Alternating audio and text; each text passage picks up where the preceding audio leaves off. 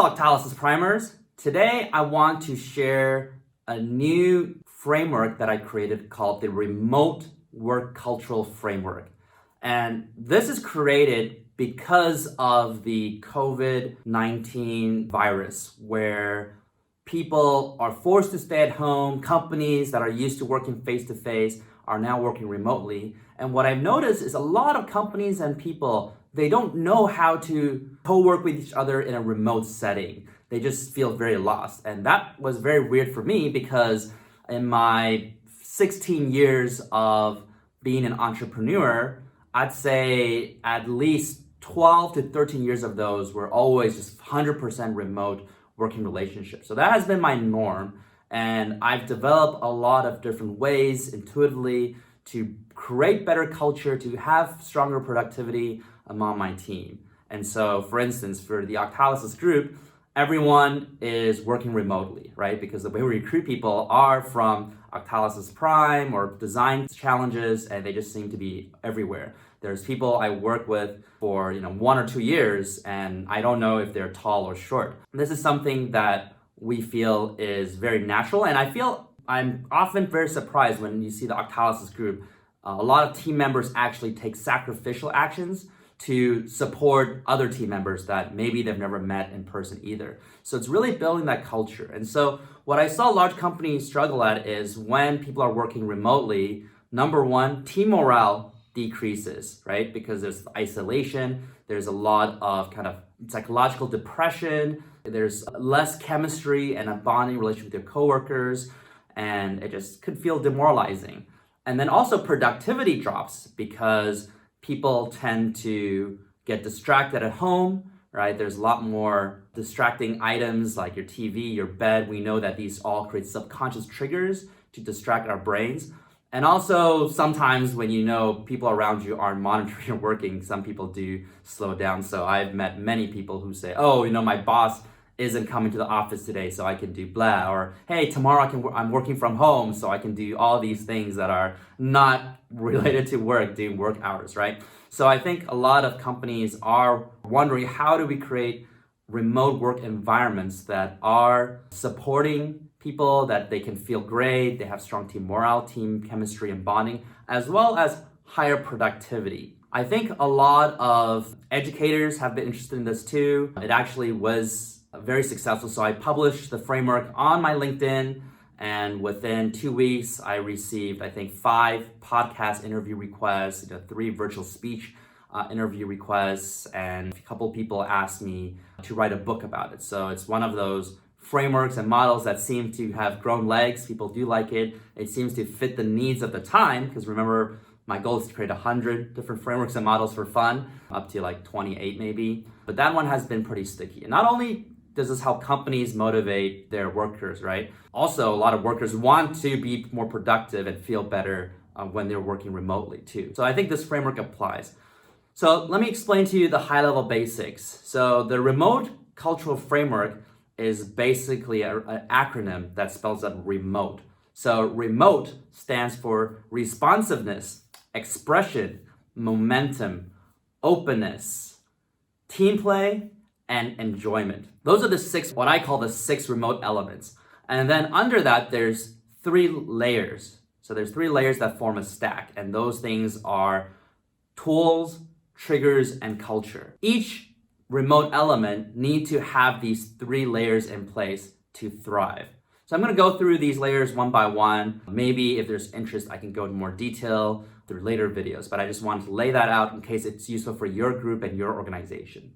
So the first letter is R, which is responsiveness. And this is basically saying that when people communicate, they get quick communication back. In a workplace, there's a lot of responsiveness, right? Because you can just walk to someone and talk to them, they'll respond back. In the case of the water cooler social experience, you bump into people, you go get coffee together, there's that responsiveness too. So people do feel better. So that helps with team morale. I'm just going to get a drink. Does anyone want a tea or a coffee? Tea, please. Tea. Coffee. Tea. Coffee. Tea. Coffee. No. Tea. Coffee. Tea. No. Okay, milk anyone? Yep. No. No. No, thanks. Yep. No. Yep. No. Yep. Yes. No. Yeah. Okay, sugar? No. 2. 1. No. 1.5. 2. Yeah. Half. 1. No. 2, please. 1.5. 1. Okie dokie.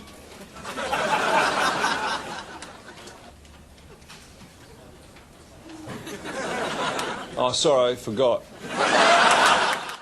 In a remote environment, you don't have this, right? You only communicate when there's a need and you send out an email, and you can easily feel that, oh, well, you send out a communication and then, a day and a half goes by and then you get a response back. And so you just don't feel like you're in a real working environment because it's so asynchronous. And we know from behavioral science that if you do an action and you don't get a feedback very quickly, then that action feels less and less rewarding, and we tend to do less and less of it unless we just have to do this. And which, if we're only talking to people because you have to, then everyone is just a to-do list, a name, some text. They're not human beings anymore, and you don't feel the enjoyment there. So responsiveness, you'd say you need to have the right tools to get people to have fast responsive connectivity, set up the right notifications, set up the right culture. Even like World of Warcraft. If I send a message to the friend who's in a raid, there's a plugin that just automatically sends a message back that says, hey, Johnny is fighting this huge boss in this raid. The boss is at 62% health. And so I would know, oh, it's not that Johnny is ignoring me, it's that he is fighting this boss in this game, right? So high responsiveness. And when Johnny gets defeated by the boss or defeats the boss, I'll get another message that says, hey, Johnny defeated the boss and he only took 7 minutes, 23 seconds. Or so I can even congratulate him with context. Or it says, oh, Johnny was defeated by the boss and the boss had 23% health left. So I can say, oh, sorry to hear that. But the key thing is I get response immediately, and that is important for responsiveness. Sometimes, in my experience, the best thing to do is to pick up the phone and just call them, or just do the Skype dial or whatever you use, right? There are times when we're just like typing back and forth, and we're just doing that for like 30, 40 minutes. It was like, hey, why don't we just talk, right? And sometimes that has been the best move ever. So don't be afraid to just dial someone and talk in real time. I think that really helps with responsiveness. Now, the second one is expression, which is about allowing people to express themselves in unique ways. And I think, again, when you're working remotely, a lot of people could just be a piece of text or to-do list, and it's easy to just not feel connected to any of them. You want to feel like your coworkers are individuals with unique personalities and their individual quirks. And I think one of the reasons why Slack is popular is that it allows to create all these interesting emojis, right? Those that are like GIF animations, and you see how people express themselves quite a bit. Some of them are really crazy and wacky, some of them are just calm and normal. So when you look at Zoom can change your virtual backgrounds, and you can kind of see how people express themselves uniquely. So you do feel like these are human beings, funny and caring, and some of them are very, very like prideful, right? And you get to feel like this is the team dynamic. And so that helps with remote work environments. And of course, why should people feel connected? Why should people care? Well, we know that if people feel connected to their coworkers, they feel happier at work, they have higher team morale, they have better job satisfaction, which ultimately leads to less turnover, right? Because if people leave the company, that's when they feel really demoralized, and the company actually loses a lot of money to replace the worker. It demoralizes the experience of other workers, right? And usually one person has to work double time just to pick up the slack.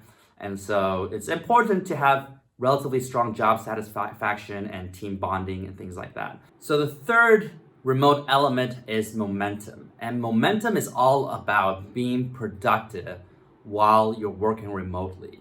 Obviously, when you're working remotely and you're working at home, there's all these distractions, and we know that the TV constantly is subconsciously reminding us that, hey, maybe you should watch TV. The bed is like, hey, maybe you should lie down. The fridge is like, hey, maybe you should eat.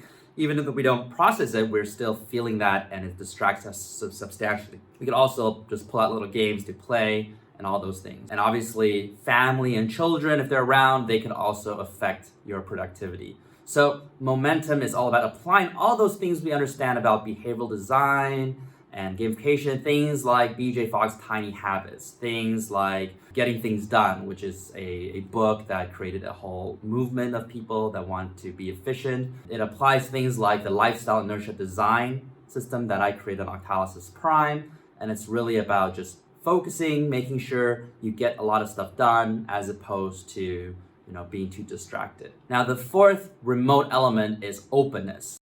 Don't forget to watch the next episode. I'll see you there.